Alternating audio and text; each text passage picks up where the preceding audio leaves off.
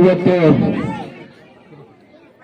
ಚಿತ್ರನಟ ಮತ್ತು hat trick hero ಆದಂತ ಶಿವರಾಜ್ ಕುಮಾರ್ ಅವರು ಇದ್ದಾರೆ ಮತ್ತು ಜಿಲ್ಲಾ ಒತ್ತುವರಿ ಸಚಿವರಾದಂತ ಸನ್ಮಾನ್ಯ ಮಧು ಬಂಗಾರಪ್ಪನವರು ಇದ್ದಾರೆ ಮತ್ತು ಆಯನೂರು ಮಂಜುನಾಥ್ ಅವರು ಇದ್ದಾರೆ, ಪ್ರಸನ್ನ ಕುಮಾರ್ ಇದ್ದಾರೆ, ರತ್ನಾಕರ್ ಇದ್ದಾರೆ, ರವಿಕುಮಾರ್ ಅವರು ಇದ್ದಾರೆ ಮತ್ತು ರಮೇಶ್ ಅವರು ಇದ್ದಾರೆ ಮತ್ತು ಮರಿಯಪ್ಪನವರು ಮತ್ತು ಡಾಕ್ಟರ್ ಶ್ರೀನಿವಾಸ್ ಅವರು ಮತ್ತು ಇಲ್ಲಿ ಇರ್ತಕ್ಕಂಥ ಎಲ್ಲ ಮುಖಂಡಗಳು ಕೂಡ ಸೇರಿ ಇವತ್ತು ನಾವು ಚುನಾವಣಾ ಪ್ರಚಾರಕ್ಕೆ ಇವತ್ತು ಸಂತೆಕೋಡಿಂದ ಪ್ರಾರಂಭ ಮಾಡಿದ್ದೇವೆ. ಮಧ್ಯಾಹ್ನ 3:30 ಗಂಟೆಗೆ ತೀರ್ಥಹಳ್ಳಿಯಲ್ಲಿ ಕೂಡ ಒಂದು ಪ್ರಚಾರ ಸಭೆ ಇದೆ. ಈಗಾಗಲೇ ಪಕ್ಷದ ಎಲ್ಲ ಮುಖಂಡಗಳು ಕೂಡ ಇವತ್ತಿಂದಲೇ ನಾವು ಕಾರ್ಯೋನ್ಮುಖರಾಗಿದ್ದೇವೆ. ಇವತ್ತು ಈಗಾಗಲೇ ನಿನ್ನೆ ದಿನ ನಮ್ಮ ಸನ್ಮಾನ್ಯ ಮುಖ್ಯಮಂತ್ರಿಗಳಾದ ಸಿದ್ದರಾಮಯ್ಯನವರು ಮತ್ತು DK ಶಿವಕುಮಾರ್ ಅವರು ನಮ್ಮೆಲ್ಲ ಜಿಲ್ಲಾ ಕಾಂಗ್ರೆಸ್ ಅಧ್ಯಕ್ಷಗಳು ಮತ್ತು ಮುಖಂಡಗಳಿಗೆ ಸಭೆಯನ್ನ ಕರೆದಿದ್ರು. ಆ ಸಭೆಯಲ್ಲಿ ಮುಖ್ಯವಾಗಿ ಮಹಿಳೆಯರ ಬಗ್ಗೆ ಬಹಳಷ್ಟು ವಿಚಾರಗಳನ್ನು ಮಾನ್ಯ ಮುಖ್ಯಮಂತ್ರಿಗಳು ಮತ್ತು ಉಪಮುಖ್ಯಮಂತ್ರಿಗಳು ನಮಗೆ ಈಗಾಗಲೇ ಕೆಲವು ಟಾಸ್ಕ್ ಅನ್ನ ಕೊಟ್ಟಿದ್ದಾರೆ. ಈಗಾಗಲೇ ನಾವು 5 ಗ್ಯಾರಂಟಿಗಳನ್ನ ಘೋಷಣೆ ಮಾಡಿದ್ದೇವೆ.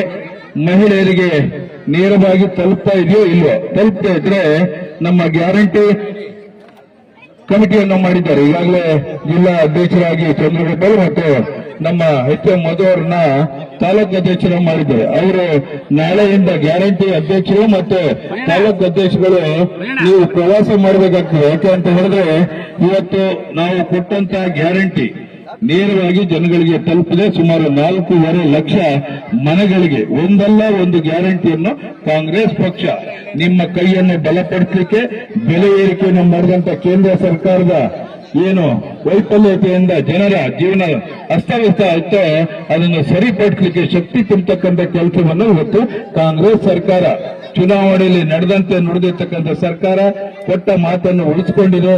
ಅದಕ್ಕಾಗಿ ಇವತ್ತು ತಾವುಗಳು ಕಾಂಗ್ರೆಸ್ ಪಕ್ಷದ ಅಭ್ಯರ್ಥಿಯಾದ ಗೀತಾ ಶಿವರಾಜ್ ಕುಮಾರ್ ಅವರಿಗೆ ತಮ್ಮ ಮತವನ್ನು ಕೊಡಬೇಕು ಮತ್ತು ತಾವು ಕೊಡೋದ್ರ ಜೊತೆಯಲ್ಲಿ ತಮ್ಮ ಎಲ್ಲೆಲ್ಲಿ ನಿಮ್ಮ ಸಂಬಂಧಿಗಳಿದ್ದಾರೆ, ಸ್ನೇಹಿತರಿದ್ದಾರೆ, ನಿಮ್ಮ ಪರಿಚಯಿಸುತ್ತಿದ್ದಾರೆ, ಎಲ್ಲರೂ ಕೂಡ ನೀವು ಈ ಬಾರಿ ಕಾಂಗ್ರೆಸ್ ಪಕ್ಷಕ್ಕೆ ಮತವನ್ನು ಕೊಡಿ ಅಂತ ನಮ್ಮ ಎಲ್ಲ ಮಹಿಳೆಯರು ಕೂಡ ಇವತ್ತು ನೀವು ಗೀತಜ್ಞರ ಪರವಾಗಿ ನೀವು ಮತವನ್ನು ಯಾಚನೆ ಮಾಡಿ. ಯಾಕೆ ಅಂತ ಹೇಳಿದ್ರೆ ಕಾಂಗ್ರೆಸ್ ಪಕ್ಷ ಇವತ್ತು ಕರ್ನಾಟಕ ರಾಜ್ಯದಲ್ಲಿ ಸುಮಾರು 6-7 ಜನ ಮಹಿಳೆಯರಿಗೆ ಇವತ್ತು ಅವಕಾಶವನ್ನು ಕೊಟ್ಟಿದೆ ಪಾರ್ಲಿಮೆಂಟ್ ಚುನಾವಣೆಯಲ್ಲಿ. ಅದೇ ರೀತಿಯಾಗಿ ಯುವಕರಿಗೂ ಕೂಡ ಸುಮಾರು 6-7 ಜನಕ್ಕೆ ಇವತ್ತು ನಾವು ಟಿಕೆಟ್ ಅನ್ನು ಕೊಟ್ಟಿದ್ದೇವೆ.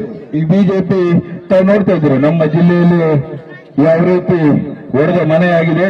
ಏನು ಹಿಂದುತ್ವವನ್ನು ಪ್ರತಿಪಾದಿಸ್ತಾ ಇದ್ರೋ ಸ್ವಂತ ಸ್ವಾರ್ಥಕ್ಕಾಗಿ ಅನ್ನೋದು ಇವತ್ತು ಇಡೀ ಶಿವಮೊಗ್ಗ ಜಿಲ್ಲೆಯ ಜನಕ್ಕೆ ಅರ್ಥ ಆಗಿದೆ. ಇವತ್ತು ಸ್ವಂತ ಅವ್ರ ಮಕ್ಕಳಿಗೋಸ್ಕರ ಕುಟುಂಬಕ್ಕೋಸ್ಕರ ಕುಟುಂಬಕ್ಕೋಸ್ಕರ ಹೋರಾಟ ಮಾಡಿಕೊಂಡು ಇವತ್ತು ಅವರ ಸ್ವಾರ್ಥಕ್ಕೋಸ್ಕರ ಇಡೀ ಜಿಲ್ಲೆಯಲ್ಲಿ ಎಲ್ಲ ಜಾತಿಗಳ ಮಧ್ಯೆ ವಿಷ ಬೀಜವನ್ನು ಬಿತ್ತಿ ಇವತ್ತು ರಾಜಕಾರಣ ಮಾಡ್ತಾ ಇದ್ರು. ಹಾಗಾಗಿ ತಾವುಗಳು ಇವತ್ತು ಕಾಂಗ್ರೆಸ್ ಪಕ್ಷ ತಮ್ಮ ಜೊತೆಯಲ್ಲಿರ್ತದೆ. ರೈತರಿಗೆ, ಕಾರ್ಮಿಕರಿಗೆ ಎಲ್ಲರೂ ಕೂಡ ಇವತ್ತು ಬಜೆಟ್ನಲ್ಲಿ ಬಹಳಷ್ಟು ಘೋಷಣೆಗಳನ್ನು ಮಾಡಿದ್ದಾರೆ. ಜೂನ್ ತಿಂಗಳಿಂದ ತಮಗೆ ಎಲ್ಲರಿಗೂ ನೀವು ಫಲಾನುಭವಿಗಳಾಗ್ತೀರಾ, ನಿಮಗೆ ಸಹಾಯ ಮಾಡ್ತಕ್ಕಂಥ ಕೆಲಸವನ್ನು ಕಾಂಗ್ರೆಸ್ ಪಕ್ಷ ಮಾಡ್ತದೆ ಅಂತ ಹೇಳಿ ತಾವೆಲ್ಲರೂ ಕೂಡ ಕಾಂಗ್ರೆಸ್ ಪಕ್ಷದ ಹಸ್ತದ ಗುರುತಿಗೆ ಮೇ 7ನೇ ತಾರೀಕು ಚುನಾವಣೆ ಇದೆ. ಅವತ್ತಿನ ದಿನ ತಾವುಗಳೆಲ್ಲರೂ ಕೂಡ ಒಬ್ಬರು ಮನೆಯಲ್ಲಿ ಬಿಡದೆ ನಿಮ್ಮ ಮಕ್ಕಳುಗಳು ಯಾರೇ ಇದ್ರು ಕೂಡ ಹೊರಗಡೆಯಿಂದ ಕರೆಸಿ ಕಾಂಗ್ರೆಸ್ ಪಕ್ಷದ ಹಸ್ತದ ಗುರುತಿಗೆ ತಾವು ಮತ ನೀಡಬೇಕು ಅಂತೇಳಿ ತಮ್ಮಲ್ಲಿ ನಾನು ಮನವಿ ಮಾಡಿಕೊಂಡು, ಮತ್ತು ನಮ್ಮ ನಿಗಮಾಧ್ಯಕ್ಷರು ಪಲ್ಲವರು ಇಲ್ಲಿದ್ದಾರೆ, ಮರ್ತಬಿಟ್ಟು ಬಲ್ಕೇಶ್ ಭವನ್ ಅವರು ಇದ್ದಾರೆ, ಬೇರೆ ಬೇರೆ ನಾಯಕರುಗಳು ಬಹಳಷ್ಟು ಜನ ಇದ್ದಾರೆ.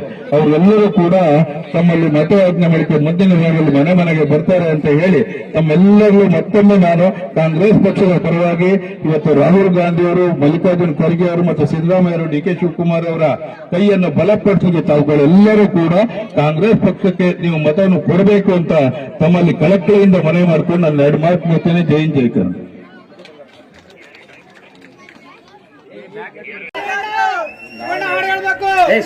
ಹಾಡಲ್ಲ ನಮ್ಮ ಹಾಡಾಡಂತ ಪ್ರೋಗ್ರಾಮ್ ಅಲ್ಲಮ್ಮ ಇದು. ಹಾಡಾಡ ಏನ್ ಗೊತ್ತಾ, ಇದು ಹಾಡಾಡೋ ಪ್ರೋಗ್ರಾಮ್ ಅಲ್ಲಮ್ಮ.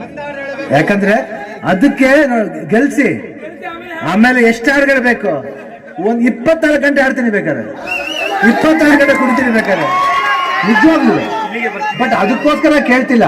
ನಾನು ಅದಕ್ಕೋಸ್ಕರ ಕೇಳ್ತಿಲ್ಲ, ಆದ್ರೂ ಆಡ್ತೀನಿ. ಯಾಕೆ ಬೇರೆ ಸಮಾರಂಭಕ್ಕೆ ಬಂದ್ರೆ ನಾನು ಹಾಡೇ ಆಡ್ತೀನಿ, ಬಟ್ ಇಂಥ ಸಮಾರಂಭದಲ್ಲಿ ಬೇಡ.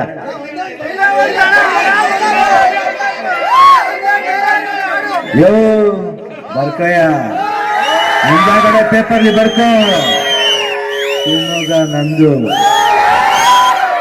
ಇಲ್ಲಿರೋರೆಲ್ಲ ಶಿವಮೊಗ್ಗ ಹುಲಿಗಳು, ಜ್ಞಾಪಕ ಇರಲಿ. ಜೈ ಹಿಂದ್.